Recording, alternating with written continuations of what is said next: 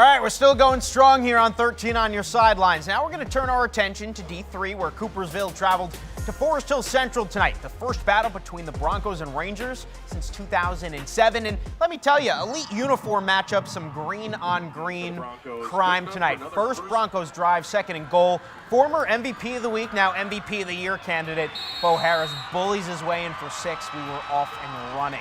Coopersville would get the ball right back, and it's Bo Harris back for his sequel. Deja vu for the Broncos signal caller. 14-0 after 1. But you didn't think the defending state champs would just roll over, did ya? Nick Williams to Brendan Cargill. Looks like a big gain, but Cargill just keeps on chugging away. Weaves his way through the D. Still going. He's in for the score. We had a ball game. It was 14-7. And the Rangers will get the ball right back, go for it on 4th and down plus territory, but Troy Dubnik comes away with the sack. Turnover on downs for Coopersville. But on the ensuing drive, the Forest Hill Central defense matches. Harris picked by Adam Petrosky. The Rangers would make it 14-all at the half. FHE would run away with it in the second half, take the district title. Rangers take it 28-17. And FHE will go on to face the winner of Zeeland East against St. Joseph. This one a rematch of the 2022 district championship game where the Ducks beat the Bears 36-18. And the Ducks would get off to a fast start tonight. Jonah Leslie, he's been on fire lately. Cuts it back in the hole, then outraces the Bears. 36-yard score and an 8-0 lead. Next possession, it's Isaac Vanderswag.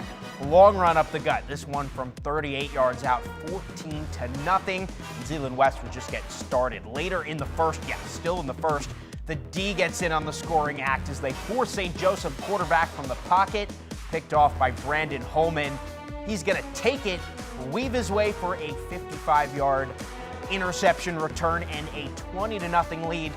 Let me remind you, still in the first. We're going to fast forward to the third. Vanderswag would break loose, 56 yards before being tackled inside the 5 to set up a short score and a 28-0 lead. The Ducks, they ran away with this one big time. Zeeland East advances 42-0, your final score. Staying in D3 now, where Lowell traveled to DeWitt tonight to take on the undefeated Panthers. Coming into the evening, DeWitt hadn't scored any less than 42 points in any of their 10 games. We'll see if the Red Arrows were up for the challenge of stopping that high-powered offense. Opening drive of the game, that high-scoring Panthers, they would strike first. Elliot Larner fakes the pitch, heads up the middle before making a man miss. Turns on the afterburners, 39-yard touchdown for the game's opening score. Lowell's offense would match the Panthers, though, on their first drive. Casey Engel takes the handoff, throws it to Nathan Rayson. Big gain there. A few plays later, Rayson, he would take the handoff, go up the middle. Someone should tell our cameraman, that's Rayson. Ties the game from 27 yards out. Minions were happy. Next possession for the Panthers, Traverse Moore takes the handoff right up the gut, goes nearly untouched, 24-yard touchdown, 14-7. Rayson would go back to work, though, for the Arrows, weaves his way through the defense. Another 39-yard tying score. It was 14-all, but the Panthers offense, too much tonight. Moore scores one more time before the half as Lowell's season, terrific, but it comes to an end tonight, 49-35.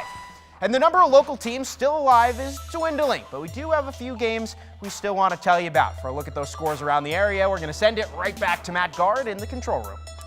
Yeah, Jacob, I have Stefan Aguet from Grand Rapids Catholic Central with me. Before we get to the scores, you guys, we saw that exciting game earlier tonight. I just want to have you take me through the emotions. What were you feeling as that game went down to the wire? It was crazy. It was so unexpected. I did not expect that to happen. How about you? I was also terrified, but they came in clutch, so. Terrified. Hey, the Cougars come in clutch, right? So how about some scores tonight? All right. Constantine wins with 38 and Olivet 24. All right, very good. The Falcons will go on to face Jackson Lumen Christie next week. Now, how about you? Schoolcraft wins with 38 and Lawton 0. All right, Schoolcraft will go on to play Hudson next week. Thank you guys for helping me out. Elsewhere tonight, Powamo Westphalia beats Ithaca on the road 17-14. The Pirates will play Millington next week. Decatur ends Saugatuck season 30-7. The Raiders will be playing Reading next week. And finally, in 8-man football, Martin will travel to Mendon tomorrow for a 1 p.m. regional showdown Winner of that game will be one game away from a trip to the Superior Dome. Jacob? All right, thanks, Matt. And 13 on your sidelines, college edition. It's going to be a big one tomorrow. One of West Michigan's biggest rivalries starts a new chapter. We're going to take a look at that game, the first ever between Hope and Calvin, after the break.